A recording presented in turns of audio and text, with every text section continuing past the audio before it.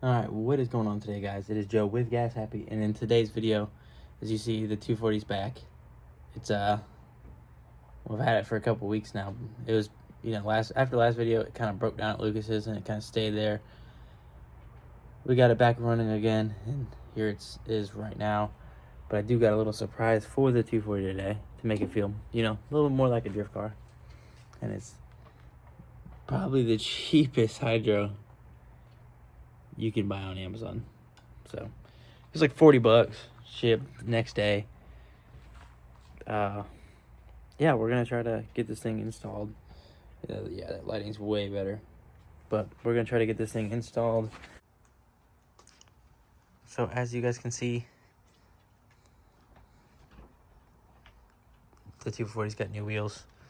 I bought this set on Marketplace for like $200, and this one here is actually so bent. He said when he's repaired, so I just assumed it was cracked.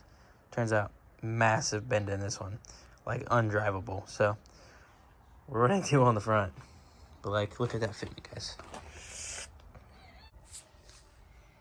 So as you guys can see, I got the center console out.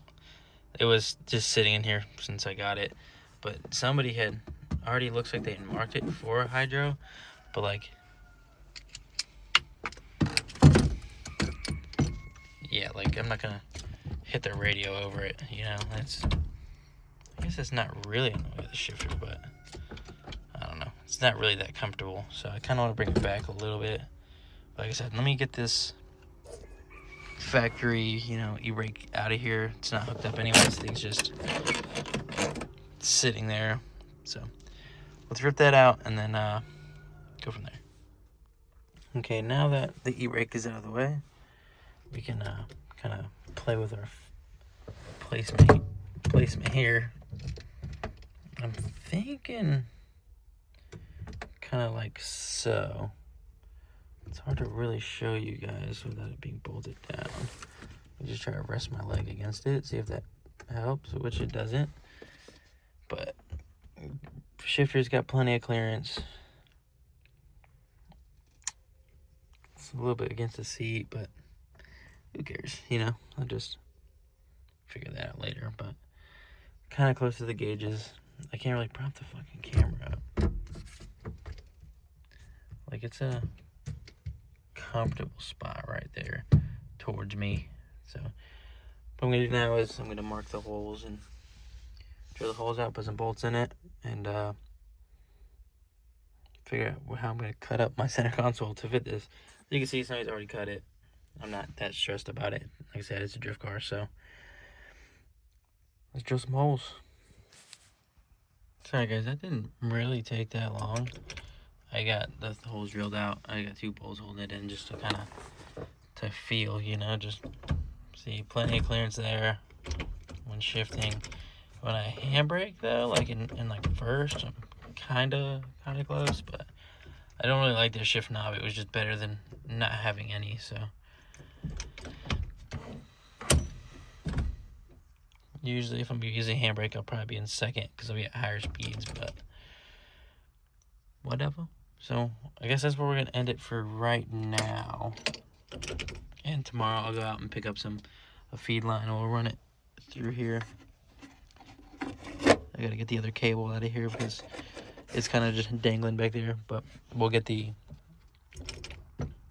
lines ran to the back and be able to fucking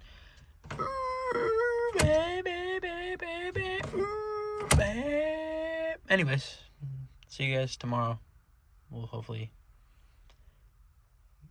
get some brake line for this and take her for a rip, son. Now you guys can kind of see it in the day.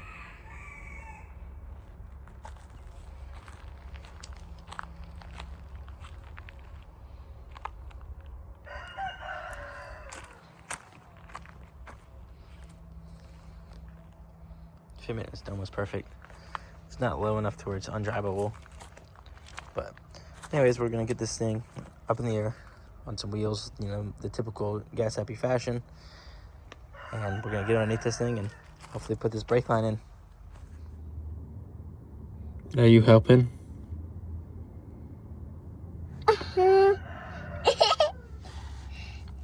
Alright, so now we're underneath the car. You guys, I don't know if you guys can see, but I have a splitter right here. So what we're gonna do is we're gonna thread the brake line in there, and it's gonna go to the both rears, and then all I gotta do is connect to the front. Super simple. This, I can't believe how simple it's actually gonna be, but yep, I'll put that line in there, figure out how we're gonna run it from here into the hydro.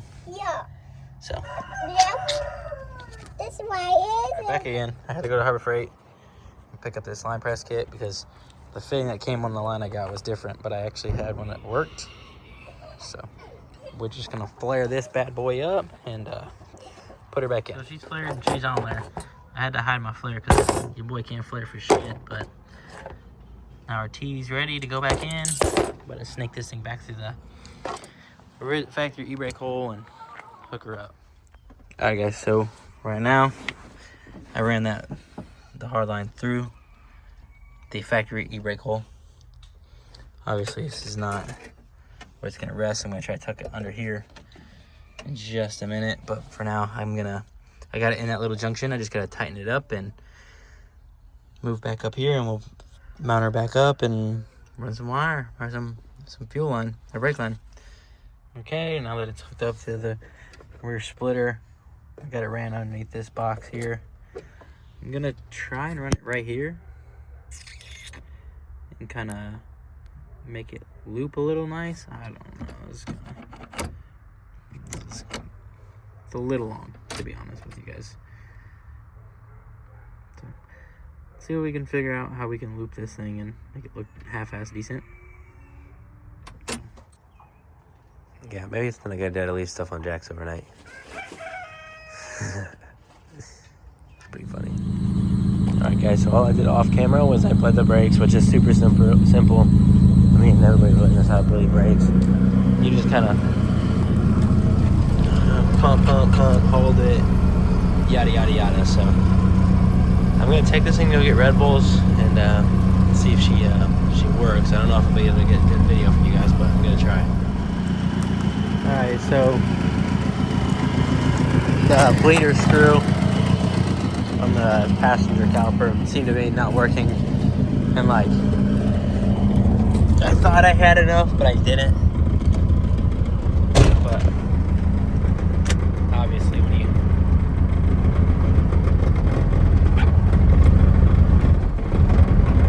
that's all the way back and it's not really stopping as much, so whatever. I'm just gonna drive this. I'm gonna go find some spots to go streetscape. Maybe I'll record it, maybe I won't.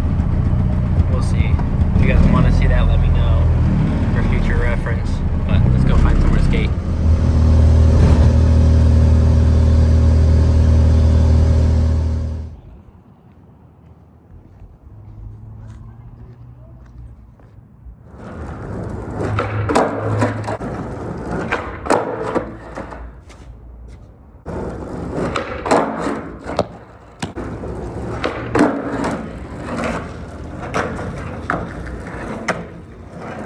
But I'll take it.